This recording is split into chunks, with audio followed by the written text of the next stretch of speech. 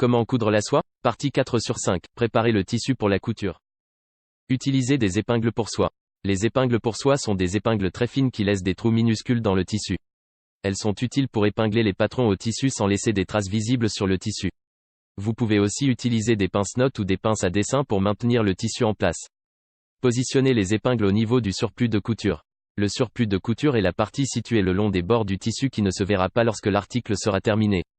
Étant donné que les trous dans la soie se voient facilement, placez les épingles dans le surplus de couture pour éviter de faire des trous dans des endroits visibles.